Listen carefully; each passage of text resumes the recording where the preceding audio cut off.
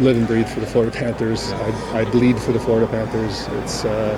I've given my body and everything to this team, and I want to keep doing it forever, for as long as they'll let me come to the rink. What a game. These players, they played with heart. They played with passion. Didn't you see Ekblad? Didn't you see him go around the defense and just wail on that shot to the net?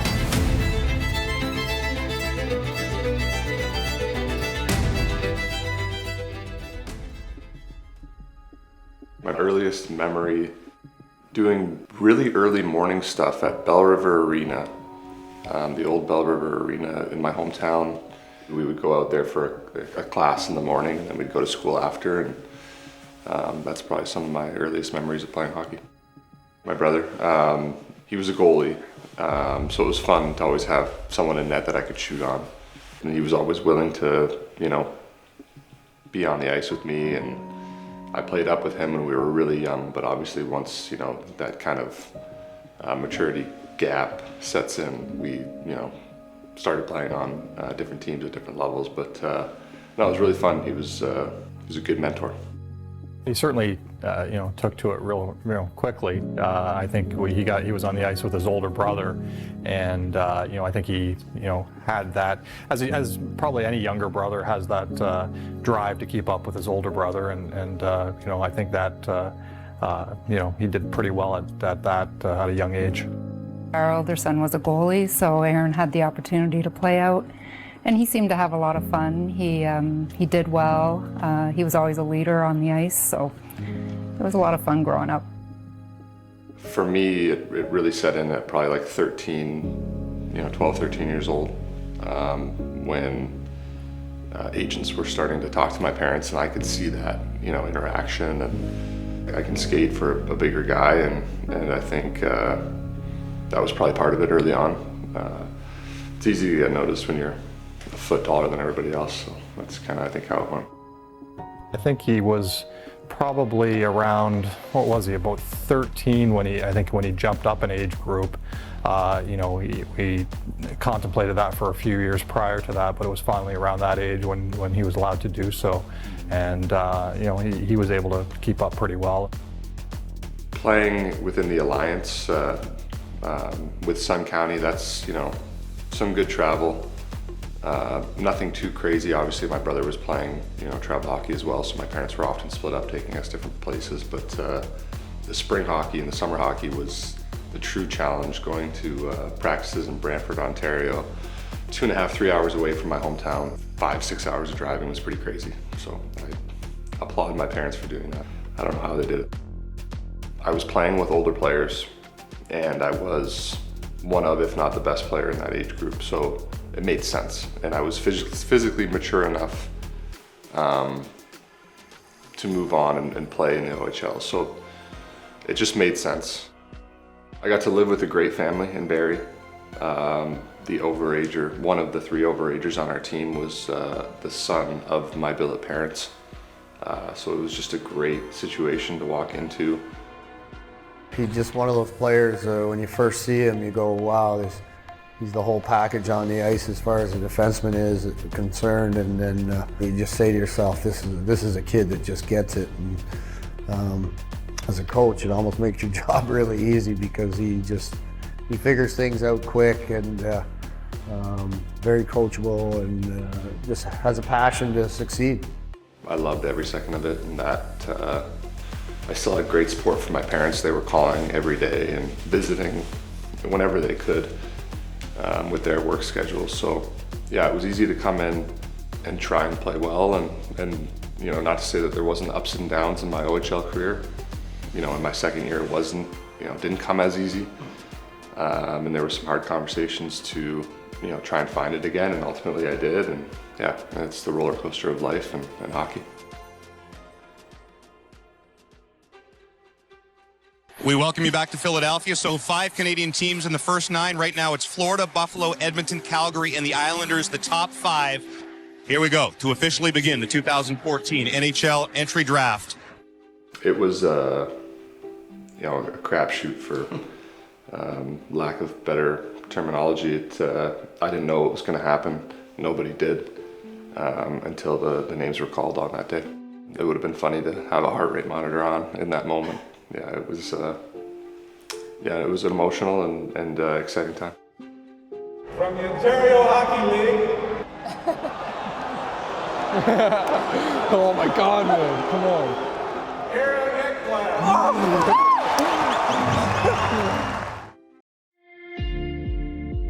My experience, just pure relief. The weight is lifted off your shoulders. Your heart's still beating about 200 beats per minute, and you're sweating a little bit. But no, it's a pretty exciting experience, and to be able to share that with your family is just it's surreal. You can't ever rest on your laurels. You always want to be better and better, and that's how I feel about cracking that lineup next year. I know it's not going to be easy. I know there's going to be challenges, and I'm ready to face those challenges head on. I just want the world to know that I'm proud to be a Florida Panther, and I'm proud to wear the sweater.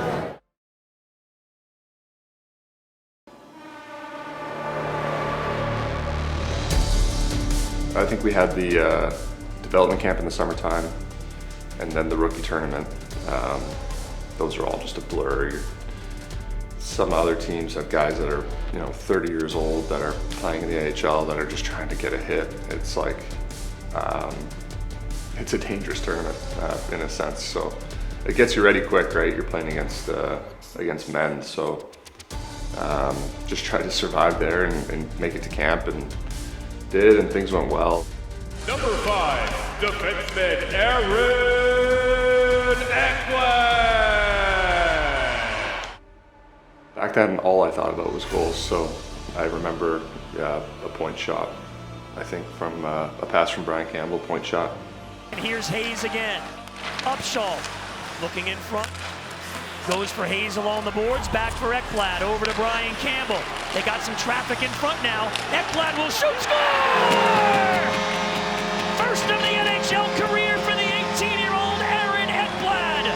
It's on the power play, and with 4:22 left, it's 2-0 Panthers. Oh, to be 18 and a stud. I remember celebrating with Jimmy Hayes and Brian Campbell and a few other guys. It was cool. It was a fun time, and something I'll remember forever. Over to Ekblad with the slap shot. Score! Palov's glove! Aaron Ekblad with the blast! I remember some of the older guys, Willie Mitchell, Brian Campbell, taking care of me and kind of talking me through it. And I remember maybe it was 8 or 9 games in, Dale told me that I was going to stay with the team, and a few days later, Willie Mitchell talked to his wife, and they decided that they were going to house me for the year, so that was incredible. It was, just an awesome time, and I was so happy. Good hit by Ekblad on Sajak. Oh, that's a strong physical play by Aaron Ekblad there. Winning Rookie of the Year, pretty special. We're from the same hometown. Pretty neat kind of storyline right there. But I think for him, you're right. I think when you look at a defenseman coming into the league, it's tough. So for him, I think at a young age, kind of learning, kind of honing his game to what kind of player he was, an offensive type player, running quarterbacks, and a good first pass guy up in the play. And but yeah, I think where the team was at that time, probably a little bit tougher to play as a young player because you are giving up a little bit more chances than you are, say, today. I was just playing. You have no conscience. You're just playing. Like it's crazy now. Some of the things that you try in a game when you're young and nothing matters, and we're not the best team in the league. We're just trying to get by. So playing without a conscience is something I've lost over the years. It's a completely different game when you're trying to play defense against the best lines in the world on a nightly basis, and try and keep up with that, and play a strong defensive game before you hop up in that rush. Huberdeau again. Yager in front, backhander pass. Yager to Ekblad, absolutely beautiful. Now the Flyers have those big guns out there, Simmons, Giroux. But a steal by Ekblad. Ekblad with a great move, looks in and shoots and scores! Aaron Ekblad all jacked up.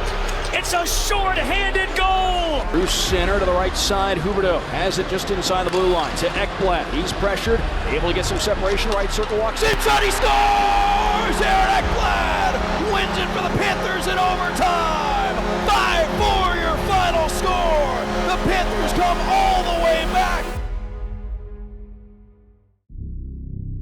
You know, it's adapt or die in any business in any league. And the adaptation I had to make with the help of the coaches was to be a better defensive player. So, Svechnikov, Carolina with numbers. Svechnikov, cross ice looking for Robinson, couldn't get it through. Puck sent in deep by Bouchard. Ekblad off his stick. Perry over to play it for the Oilers. He's crucial for our success and the way he's playing the game and playing the defensive hockey. Even though he's very capable of scoring goals as a defenseman. Out in front, Boquist looking for Reinhart. Ekblad a shot, and he scores! Top shelf, Aaron Ekblad, and the Panthers take a 1-0 lead. Stahl lost the puck. Score! 2-0 Florida, Aaron Ekblad. He just keeps getting better every single year, and how hard he works off ice and on ice to make it better. So I'm really happy for him and really happy that I get to experience these years with him. On the ice, he's a great player, been a part of the group a long time, and the locker room also, like a loud guy and big character, so it's great to have him. Reinhart just inside the line, long shot save made, a rebound, they score! And it's Aaron Ekblad crashing the net, and the Panthers have tied this game at 2 with 3:47 to play in the third. Aaron Ekblad picks up the rebound. He's a great voice in the locker room. He speaks up, and then on the ice he's a leader as well. He shows up big in big games, and he's stuck with it, and we're happy for him.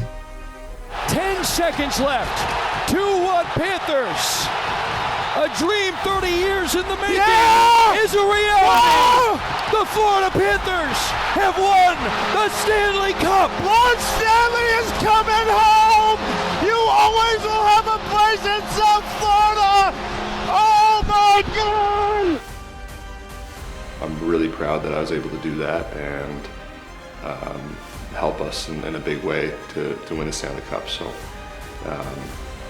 my game has definitely evolved because of that, and you know, I feel confident that I can do it on both sides of the puck. From the bottom of my heart, thank you. Thank you. Let's go, Cats! Woo!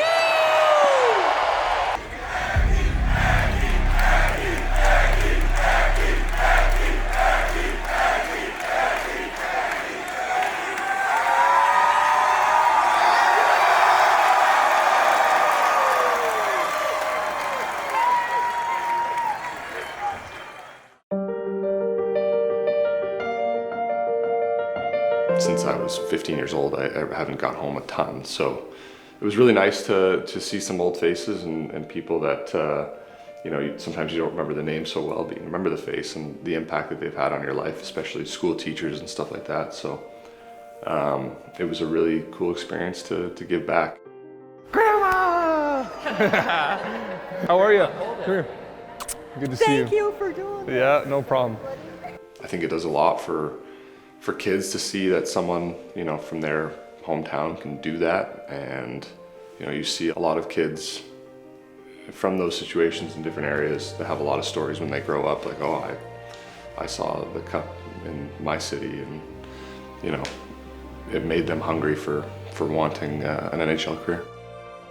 To be able to share that with these guys, having played here and now covering the team, and I mean, it was a tearjerker. I mean, certainly it was, because you see where this organization has come, you know, over the years.